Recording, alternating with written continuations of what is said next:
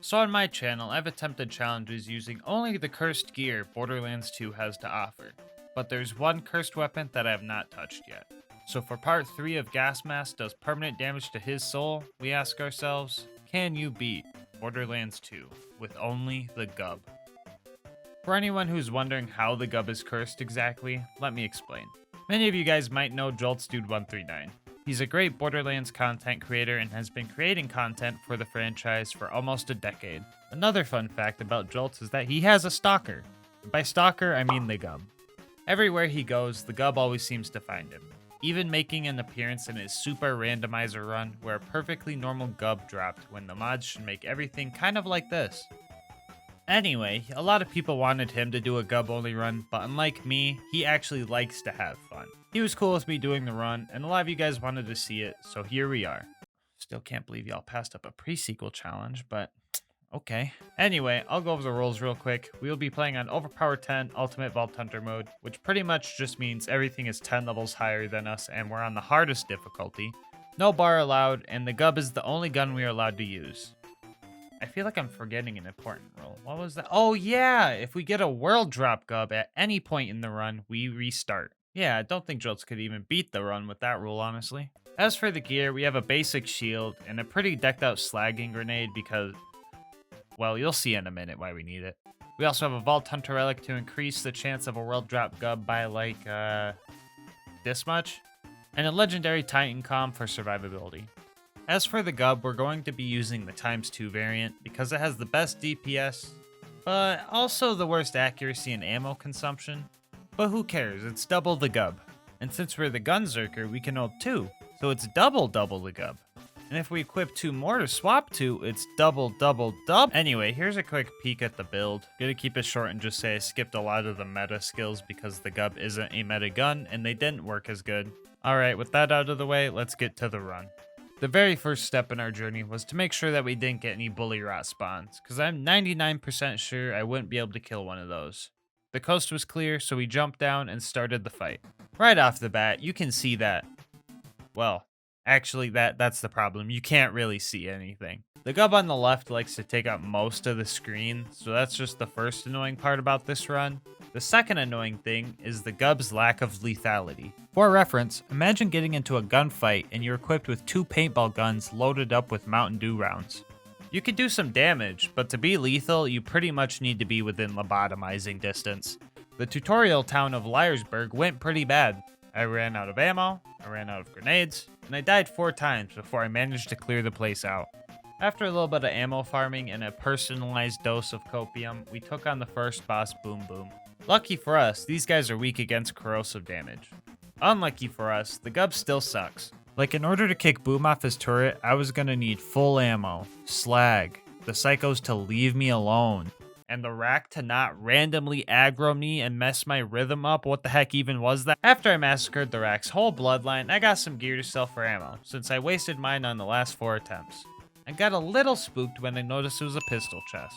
If I got a Gub here, it wouldn't have been too bad of a restart, but pistol chests have 4 chances to roll one, so that's pretty spooky nonetheless. After we got geared up, I positioned myself so the psychos couldn't hit me, and finally started Boom's dental checkup.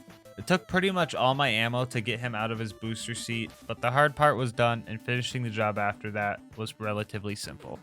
After a little bit of mobbing, we jumped into the Flint fight. Then we jumped out because, yeah, sorry guys, but there's no way to do this fight normally. Flint being one of the few bosses that have health regen meant that we would have to play inhumanly well because our DPS just wouldn't be able to handle it otherwise. Encircling around him isn't an option since his melee attack is a launching ground slam, so we need to do a little bit of cheesing. Some of y'all remember the Flint locking strat from a previous challenge, but for the new homies, I'll demonstrate. First, you need to get Flint to walk on this railing. After that, use some sort of knockback to launch him off. In our case, we used Fistful of Hurt to send him flying. Now that he's out of his arena, he gets a little bit confused and just stands there. If we look at our damage with slag and point blank fire, we see 2 things. First off, a lot of numbers. And second, that this strategy was pretty much needed for this fight. Anyway, Flint was beaten and we made it to 3 horns. As soon as I got there, I discovered something about myself that I didn't know. Apparently I could speak Bullymong. These bozos better leave me alone. Leave me the f*** alone. Sorry, darn it.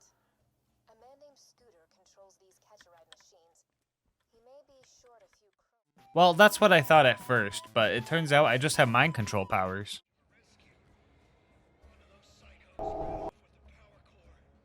Anyway, we needed to get the power core and kill 20 bandits to avenge Reese, because that's the right thing to do.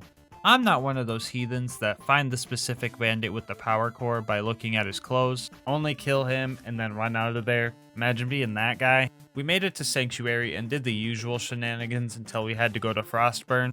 Along the way, we found a tubby spider ant and said screw it, the odds of getting a gub are low enough to risk it because I want to see what it drops. I killed the tubby spider ant, is what I want to say, but in reality, I let the bandits handle most of it. Lucky for us though, no gubs were dropped, just a legendary killer class mod. The rest of the run to Lilith went fine, and the mobbing at the end actually wasn't too bad. The ironclad psychos weren't as annoying as they usually are, but I can't say the same for Lilith. Howdy, boys. No, Lilith! Why do you have to say the cringe? Lilith, bro, why do you have to say the fucking cringe, dude? Lilith, don't! Lilith, if I die... Well, if I die...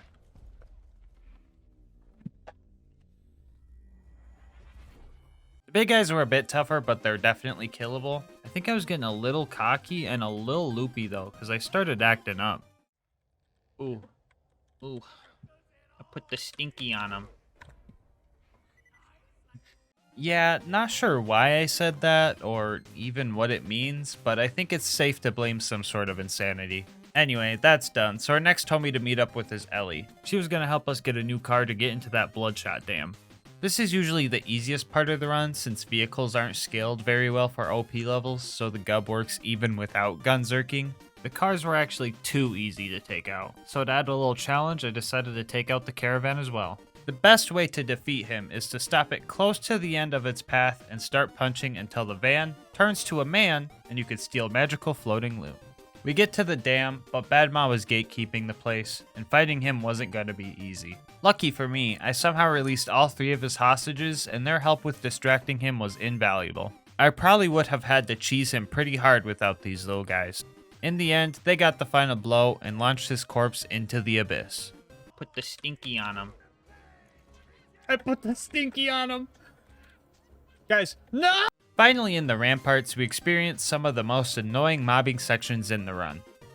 Actually, wait, no, it's just the toilet room that's whack. Everything else is fine. This place always makes me feel like I'm playing a Dark Souls game. You know, where you run in, die, try again, die again, but this time slightly further than before, etc.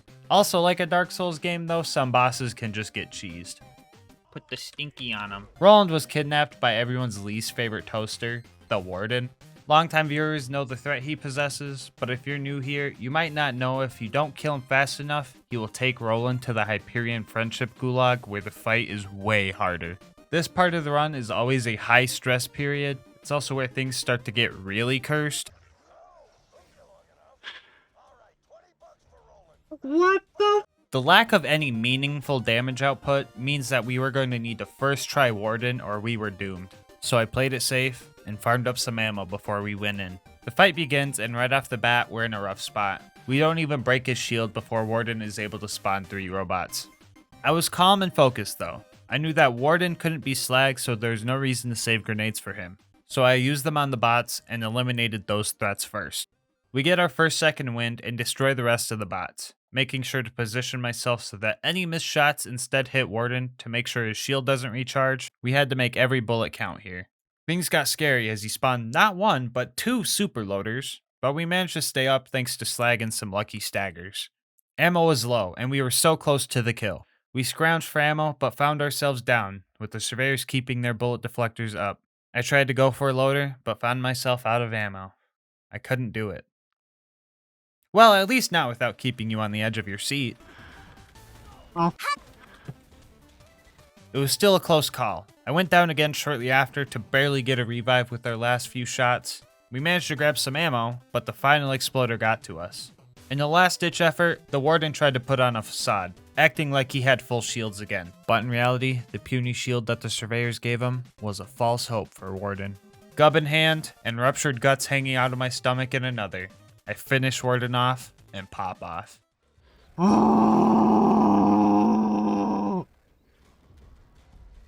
I don't even fucking care. A psychotic euphoria came over me. I felt invincible.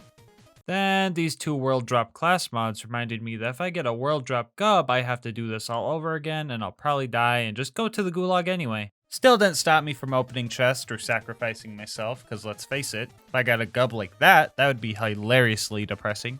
Our next objective was to will Killhelm, but I kinda crashed after my psychotic episode over at the Bloodshot Dam, so I was playing really sloppy. On top of that, this loot goon Goliath gave me another chest full of pistols. The Wilhelm fight seemed doable, and this fight's usually pretty fair. That was my mentality pretty much up until the point he put the stinky on me. I wasn't going to be able to fight him without full ammo, so I decided to head home and stock up. The second fight didn't go too well either, but the third fight went a lot better. I just had to make sure I kept grabbing ammo from the crates and keep my cool. The shield regen was making me panic a bit, but I quickly realized it's not really a threat, so I could regen my ammo as slowly as I wanted. Also, he kept chasing me, so he would just run out of range of his shield drones, which is kind of dumb on his end, but oh well. Adding that to the book of obscure strats. Day 2 of the challenge started pretty spooky when the first loading screen of the day showed me a gub. A very small part of me wanted to call that a reset, but the other larger and smarter part of me knows that you guys would want these videos out sooner than later. Speaking of getting videos out sooner, you guys should all hit that subscribe button and click the bell. This way YouTube's algorithm promotes me more, meaning I can divert more time to making videos. This way you get them sooner and you get notified when I post new ones. Anyway, back to the run. I don't recall exactly what happened at Sanctuary, but what I do know for sure is that Lilith kidnapped everyone, so that's pretty annoying. And on top of that annoyance, we also had to run through the fridge. Well, it's usually more annoying. This time I somehow made it through without a scratch. Like I didn't go down at all, which absolutely baffled me. Mr. Noodle was our next opponent, and this was probably one of the toughest fights I've had with him. The tiny things really added up during this fight. He had a big health bar, he had a recharging shield, slag would wear off every time he tunneled underground. I didn't have any ammo, and the loaders wanted to attack the poor sap using paintball guns and hiding in the corner instead of the giant whale squid.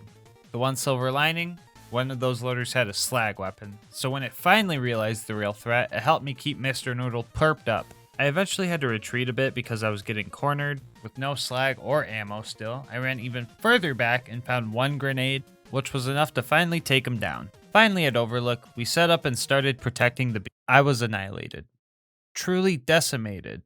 Absolutely rolled in the first 15 seconds. All I could do was watch as the loaders marched past me, not even recognizing me as a threat. The beacon was destroyed 8 times, so it became invincible, but I kept trying my hardest, throwing myself into the fight, even though the constructor would just mow me down. After a lot of pain and failure, the fast travel landed, and I made my quick and shameful escape. All that, and the pain is only just beginning. Our next goal was to get Claptrap's upgrade from the preserve. Right off the bat, we agreed with this tubby stalker, and I probably would have killed it for the adrenaline rush, but the thing was too strong. I literally couldn't break his shield before he murked me, so sorry guys, I'm terrible. The mobbing through this place was doable. Surprisingly enough, the normal stalkers weren't too much of a nightmare. The main strat was to make sure I had some loaders on the field to distract them while I tried to get rid of them. I usually never mention this guy because for some reason the super stalkers are just like 3 times easier than the normal ones. I'm not complaining though. Could you imagine if they were worse than Rabbids? I'm willing to bet you can't because there's nothing worse than Rabbid stalkers. Anyway, I tried to kill the loot homies, but my DPS was straight up not enough. It felt like the gub on the left was for stopping their health regen, and the gub on the right was for dealing damage. So I enlisted the help of the local wildlife to get through this faster. Alright, let's check out the loot. So here we have a stalker pistol, that's pretty neat. Over here we have a bearcat. Those sell for a pretty penny, that's pretty cool. And what's that over there?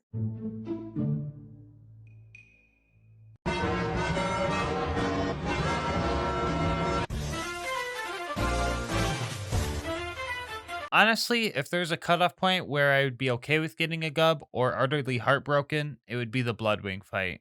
This fight was by far the worst fight in Gas Mask Challenge history. The fight's main 2 problems are the undodgeable attacks from Bloodwing and the relentless skag spawns. Usually the skags are good for revives, but during this fight, they just used up too much ammo to be worth it. If I was lucky, Bloodwing would land and I could get some good damage and slag in, but it was so rare that it wasn't reliable. But I'm used to all that stuff. The thing that made this fight painful was phase 3. Corrosion! You see these damage numbers I'm hitting on Shock Phase Bloodwing? Notice the letter K to indicate 1000, so you could see 3 to 5 million per shot right now, right? Okay, now compare those numbers to these. Notice the lack of the K indicating thousands?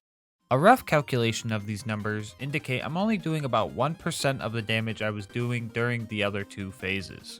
And on top of that, this phase seems to be the biggest of the 3. Since loading our gubs up with Mountain Dew Flaming Hot rounds isn't an option, this fight was going to be absolute torture. But I'm a large craniumed masochist who likes a little challenge, so I devised a plan. Step 1, puppy daycare. I had to lure the 3 skags up the elevator and make sure the loaders inside weren't there to kill them. This turned the fight to a 1v1 with me and the bird. Step 2 was to stock up for the fight. Max grenades and ammo were needed to give a good head start. Step 3 was to know how to fight her. Cell has some ammo regen with gunzerking, but it's not a lot with how much ammo we throw out. So if Bloodwing wasn't on the ground, we would make sure to just tap shots at her to activate get some, so our gunzerk cooldown would speed up, meaning more ammo regen. We would chill in this safe spot, only coming out to grab health sticks and ammo for Mordecai's drops, or to dodge certain attack angles from Bloodwing. In emergency situations, we would give the bird, for some quick health regen. I also made a mental note of where Mordecai was leaving health sticks for backup situations. The health sticks were often crucial for survival because corrosive dot damage lasts the longest, so surviving one at OP 10 is really tough. Lucky for us though, we have 10 out of 5 in asbestos, so they don't last as long. First 2 phases surprisingly went good. We got lucky with landings and managed to deal with them quick, but phase 3... oh my gosh, phase 3, dude. Bloodwing did not land a single time, meaning this fight was going to take even longer. On top of being mentally drained at this point, I constantly had to be on my guard because a single mistake could set me back another hour. I just had to keep fighting with the little hope I had left. This isn't some anime where a bunch of your friends come in last minute to cheer you on to victory, so all I could do was... Hey, yo, wait, am I really accepting my fate when the bird is almost dead? I can't give up with all the homies rooting for me. Alright, let's get pumped up. It might seem far now, but we're closer than we think. We gotta be optimistic. This part of Bloodwing's health bar is fake for some reason, so let's hit it home, right here and now. MVP asbestos skill. Oh my god, let's... oh, I knew she had a fake health bar. Oh, let's freaking go, dude. Oh. The perfect raid for the perfect fight. Thanks, Jolts. A quick recap so you can truly understand how long this took. The winning fight took an hour 20. An hour 10 of that was just the corrosive phase alone. And the entirety of the preserve took a whopping 4.5 hours. Bloodwing might have gotten the point on this run, but on the bright side, I put the stinky on him. Victory in hands, we head over to recruit our next homie Brick. A Goliath called me a coward along the way, and I didn't appreciate that, so we tussled for a bit. We eventually let out all our anger and apologized to each other, and decided to be friends. Anyway, Brick's initiation went a bit differently than usual. I like to make a couple godlights to help me out, but I wasn't sure if I'd be able to take them down after that. It also seemed like there was twice the amount of big bandits. The first 2 stood still for me, but everyone else would get so far away that I wasn't able to get the kill before bleeding out. Fistful of Hurt eventually bugged both of them out, and they just started floating in place, which was pretty neat. The real issue was this guy. It felt like my left gub was negating his health regen while my right gub was negating his health regen. In all seriousness though, I was very close to resetting the map because he seemed unkillable. It was like he didn't have a lot of health, but his health regen was crazy, if that makes sense. I don't know if there's like a weird gimmick thing if he's got a turtle shield on or something. All I know is that UVHM health regen is the worst thing to come to Borderlands 2. I eventually got him with circle strats, but geez, this initiation took like an hour. The rest of the bandits were all normies, so let's move on to the beacon busting with Brick. And his adopted child. At first I didn't mind the tag along as long as he helped with the robots, but the little brat managed to put the stinky on me, not once, but twice. Can't really blame him though, kids are very impressionable. put the stinky on him. I personally think Brick is going to be a great dad for this little guy. I mean, just look at this patience. Anyway, the next goal was to take on the tanky coward known as Jack's Body Double. My playstyle of getting in faces versus his playstyle of just running away as far as possible sets up for a very bad matchup for me. But bad matchups don't guarantee our loss. Like in Smash Bros, when I go up against a bad matchup, I usually win because of practice, luck, or they just go AFK. I honestly thought this fight was going to take at least an hour before I killed him, but the time from entering opportunity to killing Fake Jack was only 7 minutes. With all the puzzle pieces for the bunker raid ready, we start our journey scaling the mountain. Nothing too crazy happened on the way up. The baby turrets actually went well this time around since I'm not using anything with grenade splash damage, and my grenade was actually able to slag them. If you're new here and confused, these guys actually cause some major issues usually. I'll list any videos where they are a major pain on screen now. You know what, I have a better idea. I will just change this to become this. Much better. And the Super Constructor was defeated with patience and ammo regen. Anyway, yeah, pretty quick mountain run. This loot dude made me forget about Face McShooty, so I didn't do it till later, but we'll go over it now. I was expecting to do this for an hour, but lucky me, I landed a headshot within the first 5 minutes, so that was a big time save. Finally at bunker, we took out the turrets pretty quickly and prepared ourselves for a long bunker fight. Fighting with the bunker isn't too tough, honestly. The turrets he has on him aren't balanced properly or something, because they just kind of tickle my shield. It only really gets dodgy at half health, because he gets his slag laser at that point, and that most definitely does damage. But I was able to buy ammo and keep cover, so bunker only took about 15 minutes. And yes, I waited to make sure his nozzle didn't spit out a gub, and lucky me, I can keep going. So it's been easy for the last few minutes, but let me remind you, I'm fighting loaders, and since the gub is corrosive, this is where it excels. And Angel Core was pretty much the same. I played smart, Roland and Angel provided ammo, and I got through it without dying once. And then when I was doing a light pop-off because I didn't die, I got Nickelodeon slimed by the last injector, and then slimed again by Roland's blood, so that was depressing. Anyway, I looted Marcus's stash and found 2 more pistol chests, which put me back on edge. After that, we were off to the boneyard to uncover the location of... Oh yeah, I forgot about this roadblock. Well, in that case, let me introduce you to the Death Cubby.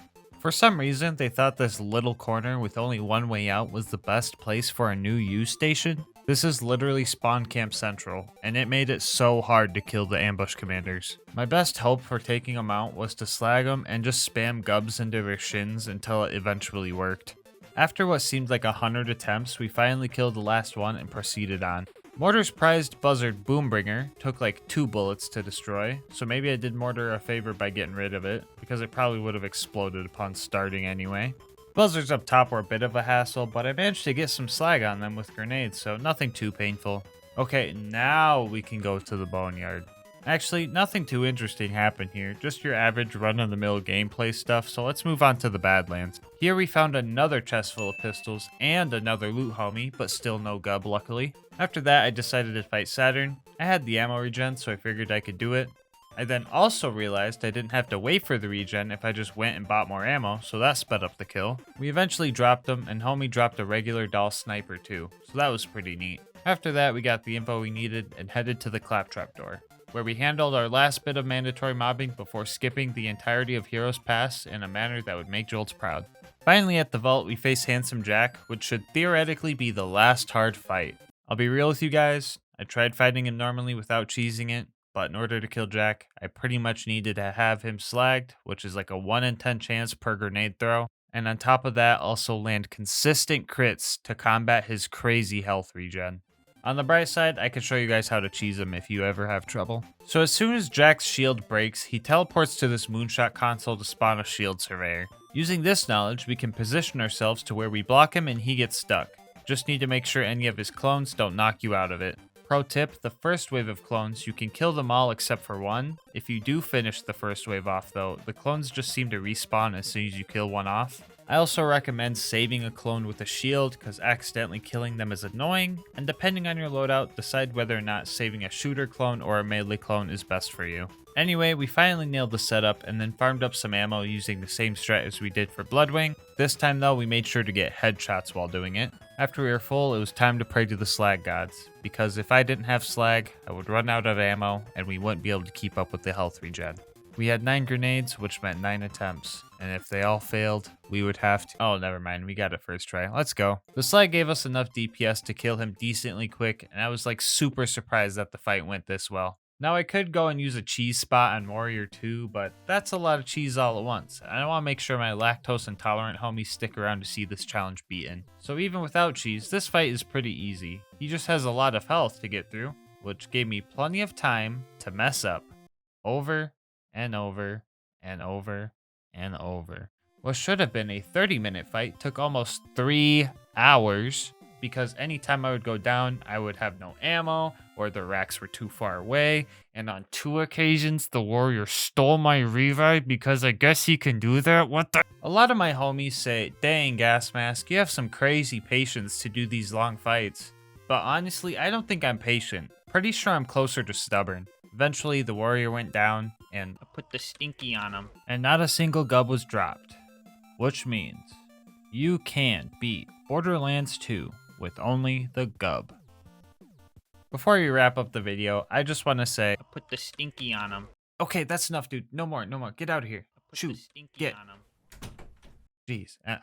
Okay, anyway, I want to say thank you so much for watching up to this point. If you want to help the channel grow, make sure to like, comment, and subscribe. Also, don't forget to hit the bell so you get notified when I post new videos. It helps with YouTube's algorithm a lot. I also read all my comments, so please let me know your favorite part of the video, or if you have any ideas for future challenge runs. Honestly, all the nice comments you guys leave are the biggest motivations to keep making these videos. If you want to support me more directly, consider becoming a channel member. It's 99 cents and you'll get emotes and videos a day early. On top of that, helps me post more often so everyone gets videos earlier in the long run. I'll have links to my Twitch and Discord. Screw it. My Twitter too, in the description if any of those interest you. But until next time, breathe easy, homies.